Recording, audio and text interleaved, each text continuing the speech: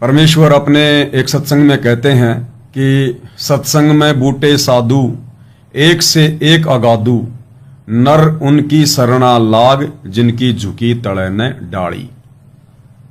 गुरुदेव भगवान इस वाणी के माध्यम से अपने भक्तों को आदेश दे रहे हैं कि सत्संग में बूटे साधु और एक से एक अगाधु, कि सत्संग में जो भगत भाई बहन आते हैं उनमें नए भी आते हैं और पुराने भी आते हैं, ज्ञानी भगत भी आते हैं, थोड़े बहुत नादान भगत भी आते हैं।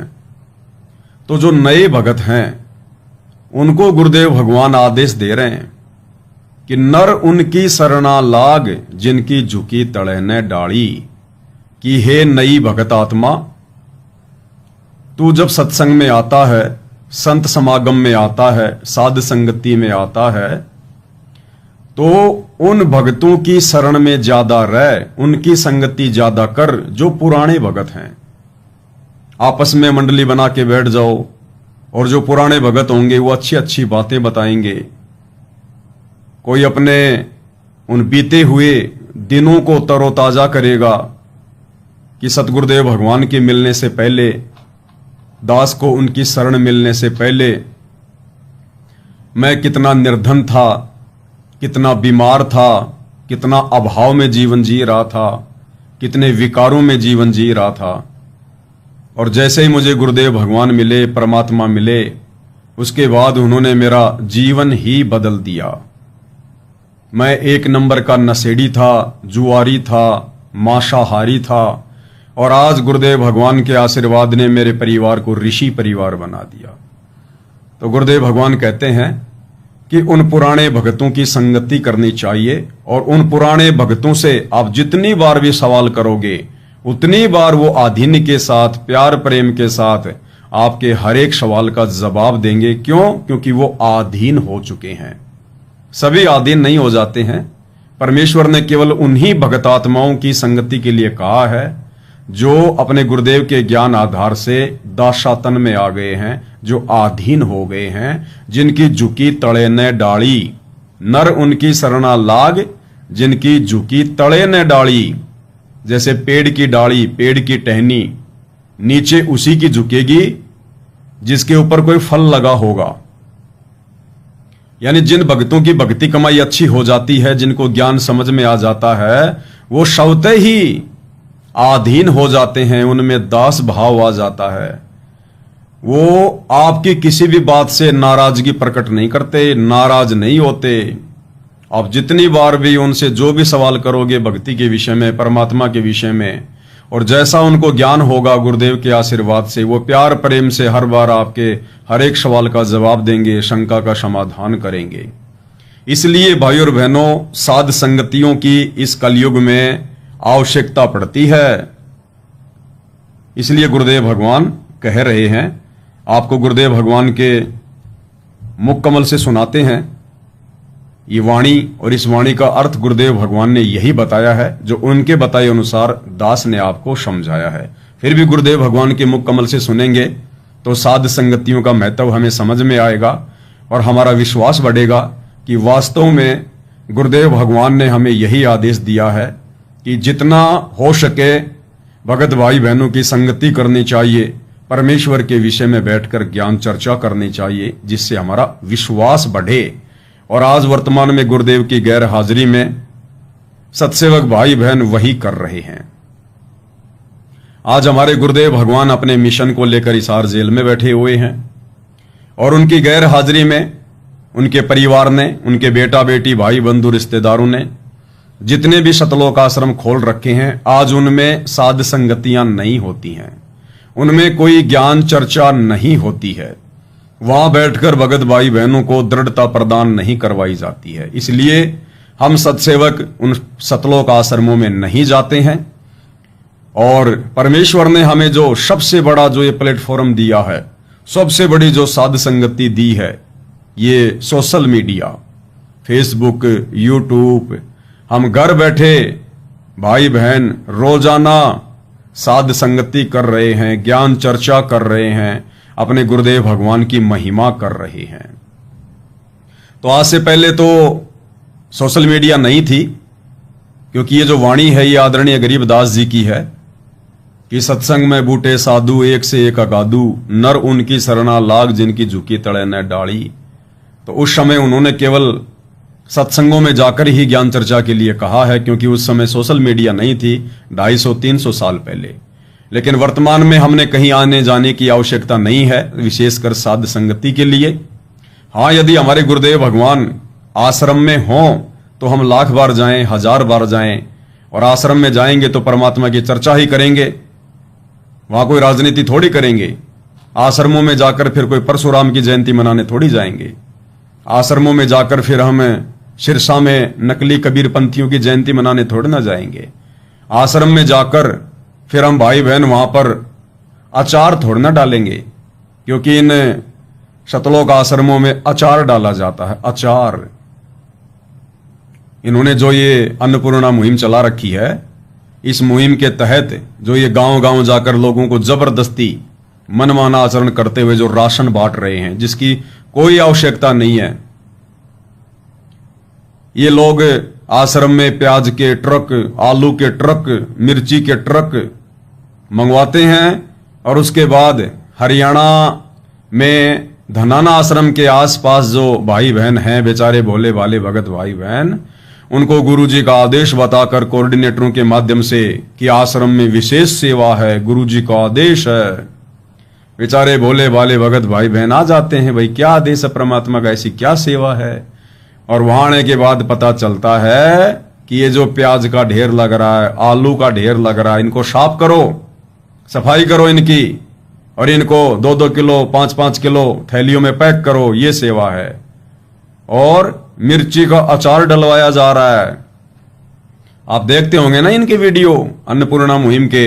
एक खाट के ऊपर रख देंगे ये 5 किलो आलू, 5 किलो प्याज, तेल, साबुन, दाल और एक अचार की थैली।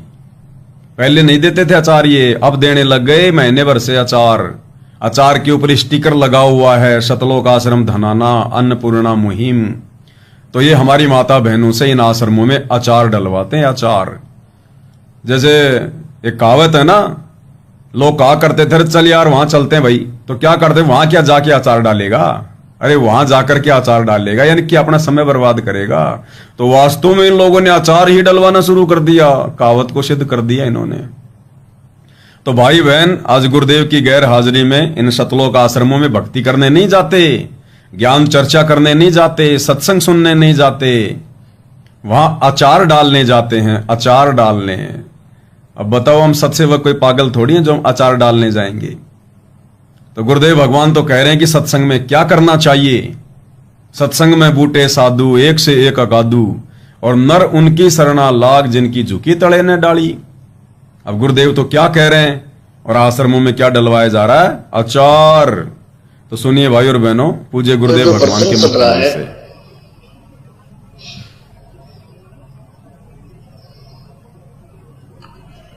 कि सत्संग में आपको इसलिए बुलाया जाता है, यहां पर पुराने भक्त भी होते हैं और बिल्कुल नए भक्त भी आते हैं।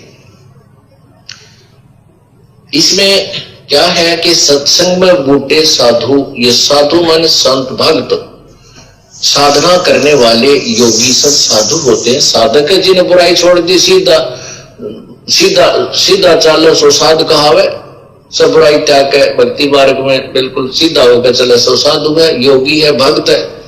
तो कहते हैं सत्संग में अच्छे अच्छे भक्त होते हैं, एक से एक अच्छी आत्मा मिलेगी। लेकिन नए भक्त के लिए संकेत है कि उनके पास बैठना, उनसे चर्चा करना प्रभु की, उनसे क्योंकि यहाँ आपको इसलिए बुलाया जाता है कि दास तो 2 घंटे सत्संग करके फिर संगत से मिलने में लग जाता है, और बाकी भक्त मिलने बाद में बैठ जाते मंडली बना के, चर्चा चलती है। गुरुदेव नाथ जी ये बताया, इसका नए भक्त पूछते हैं इसका क्या अर्थ बनता है, तो पुराने भक्त उनको बताते हैं। उसके लिए बताते हैं कि उन नए भक्तों को कहते हैं कि उनकी संग में बैठ जिनकी झुकी तले ने डाली, यानी जैसे पौधे पेड़ होते हैं और जिनके फल लदपद लगे हो, आम के या अंगूर के गुच्छे लगे हो, तो वो नीचे को झुक जाती है टहनियां। तो वो फलदार वृक्ष होते हैं। अर्थात जो विनम्र आत्माएं हो चुकी हैं, जो कितनी बार आप प्रसन्न करते हो, प्यार से उत्तर दे रहे हैं, समझो वो भक्ति से परिपूर्ण है, तो उनसे ही ज्ञान समझे, इसका ये तात्पर्य है। अब जो दास सच गुरुदेव भगवान कह रहे हैं कि उन्हीं से ज्ञान समझें, यानी एक दूसरे भगत से ज्ञान समझने का आदेश गुरुदेव भगवान का है। तो गुरुदेव कह रहे हैं कि जब ये दास 2 घंटे सत्संग कर देता है, और आपको आश्रम में इसीलिए बुलाया जाता है कि दास तो 2 घंटे सत्संग करता है, उसके बाद तुम क्या करोगे? फिर आपस में बैठकर मंडली बनाओ, मंडली बनाकर बैठ जाओ, और जो पुराने भगत हैं उनको बैठा लो बीच में कि आजा भगत जी, परमात्मा की चर्चा करेंगे, हमारी कुछ शंकाएं हैं, कुछ जिज्ञासाएं हैं, आपने हमसे ज्यादा सत्संग सुने हैं, गुरुदेव की ज्यादा संगति की है, हम तो नए नए भगत हैं, आओ बैठो, कुछ विशेष बात बताओ गुरुदेव भगवान के विषय में। तो उनको बीच में बैठा लो और फिर ज्ञान चर्चा करो, दृढ़ता प्राप्त करो, विश्वास बढ़ेगा।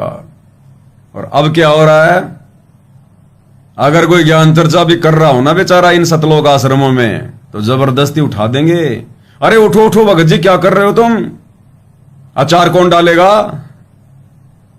अरे माता बहनों तुम क्या कर रही हो, ये कोई ज्ञान चर्चा करने का समय है क्या? ज्ञान चर्चा करने आती हो क्या तुम आश्रमों में?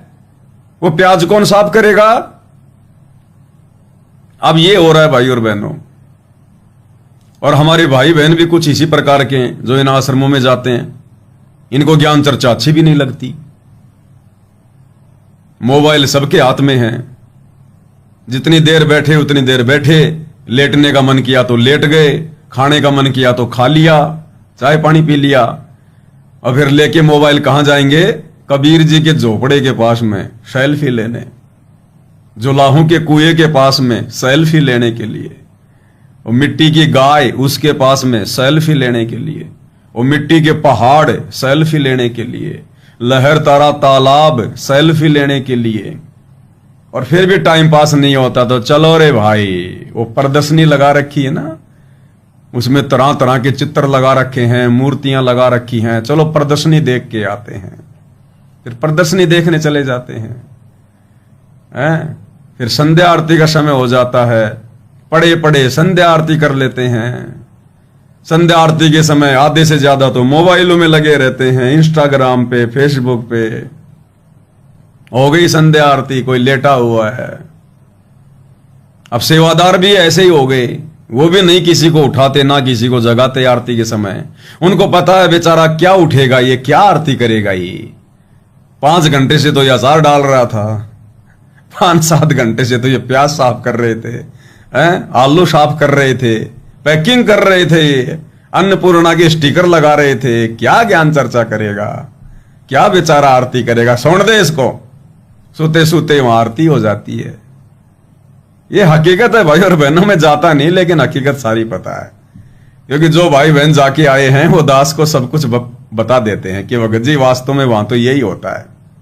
फिर भी हमारा मन नहीं भरा तो हम एक बार जाके आ गए वहां, सोचा पता नहीं क्या होता होगा आश्रमों में, तो भगत जी वही होता है जो परमात्मा आपसे बुलवाते हैं।